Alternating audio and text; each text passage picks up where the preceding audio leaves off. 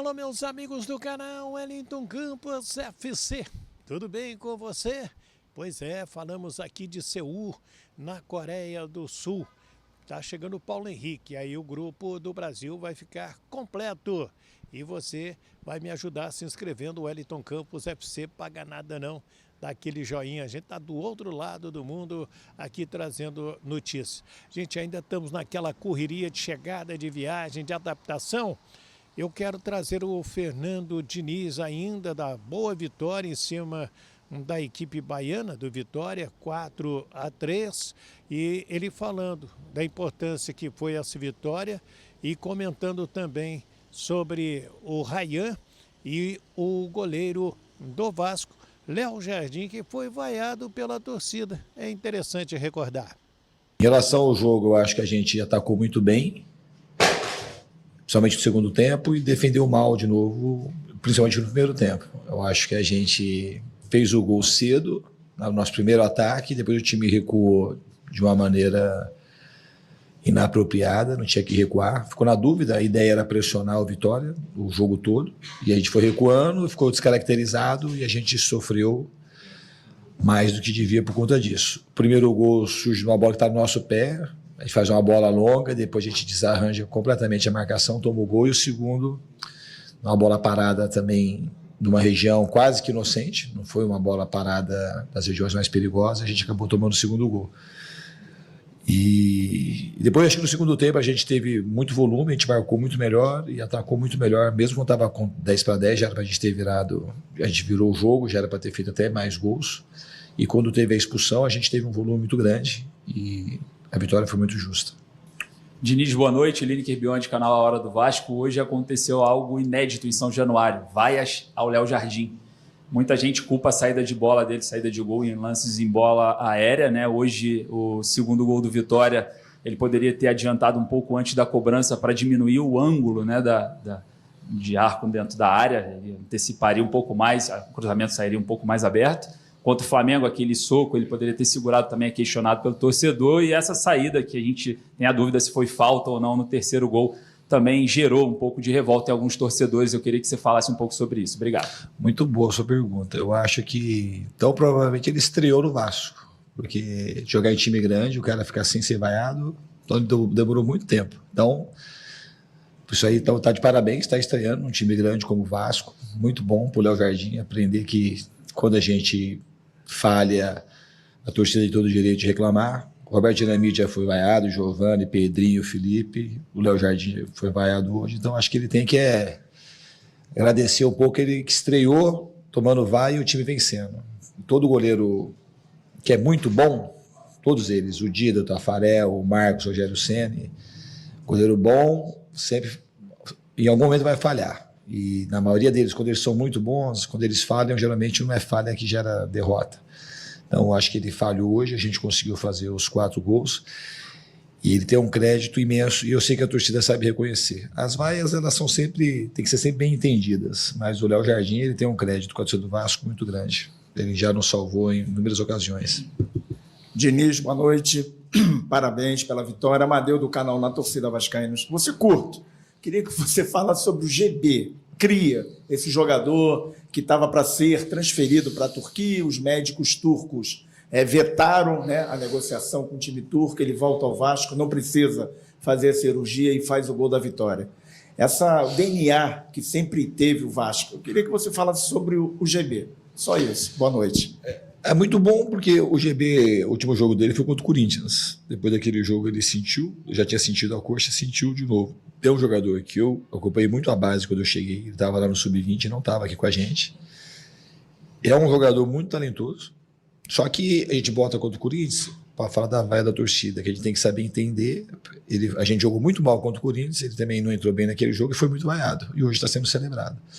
É assim que a gente vai aprendendo a jogar em time grande.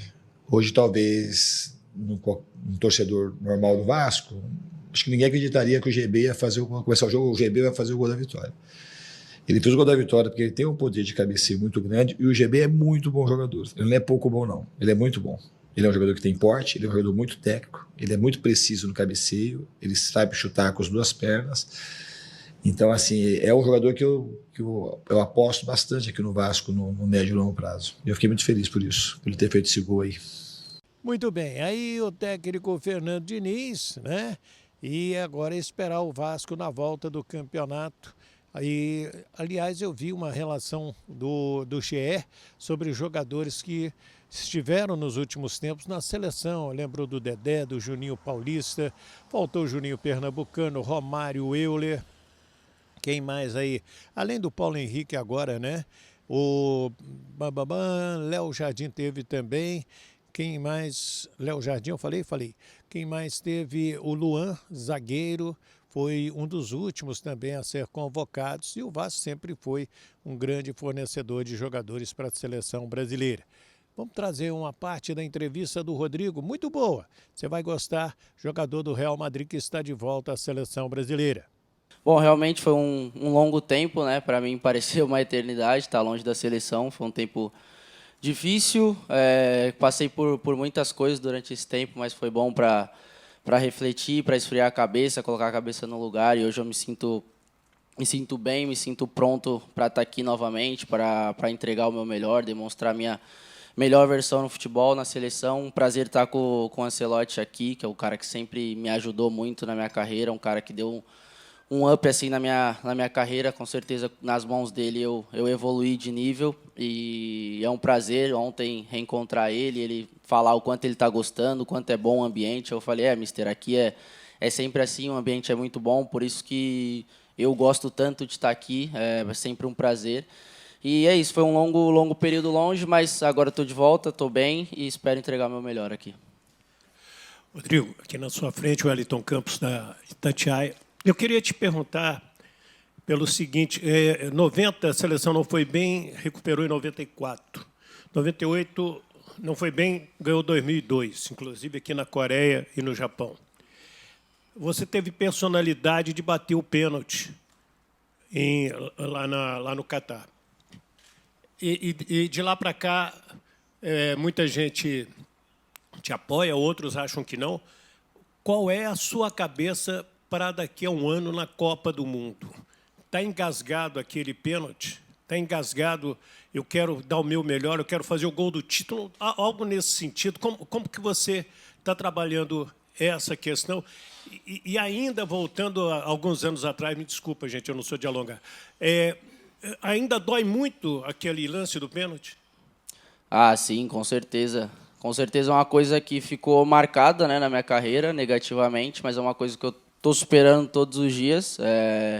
Tento já não pensar, tento só treinar e melhorar para quando tiver a oportunidade de novo. Eu sei que eu vou ter a personalidade de querer bater de novo, não me vejo um jogador fugindo da responsabilidade, então naquele momento, mesmo com pouca idade, mesmo tendo jogadores mais experientes assim na minha frente, eu me coloquei à disposição e confiaram em mim. Infelizmente, claro, não saiu do jeito que eu treinava, do jeito que eu vinha batendo os últimos, mas, querendo ou não, já passou, agora eu tenho uma nova oportunidade, nisso que eu penso, nessa nova oportunidade. O que ficou lá atrás eu já não posso mais mudar, eu tenho que pensar daqui para frente agora, se tiver oportunidade de novo, treinar, estar bem preparado para chegar lá e fazer.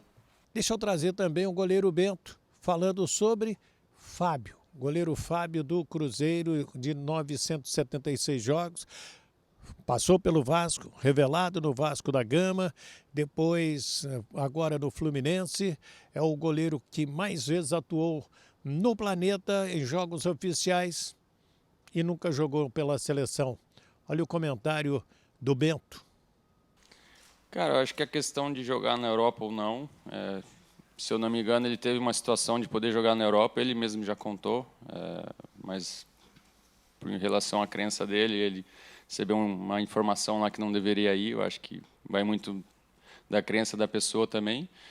E em questão de seleção, talvez eu acho que os outros goleiros da época que talvez ele tivesse competindo eram mais a preferência do treinador. Isso não esconde que o Fábio também é um grande goleiro e não é à toa que até hoje está jogando em muito bom nível e acho que vai jogar ainda mais bastante tempo aí.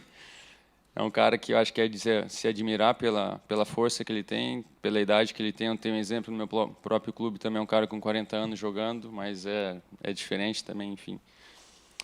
O Fábio é um cara que muita gente pode se espelhar, eu posso me espelhar. E, bom, é um grande goleiro e tenho certeza que se ele estivesse na seleção também ia ter sido uma grande fase dele aqui na seleção.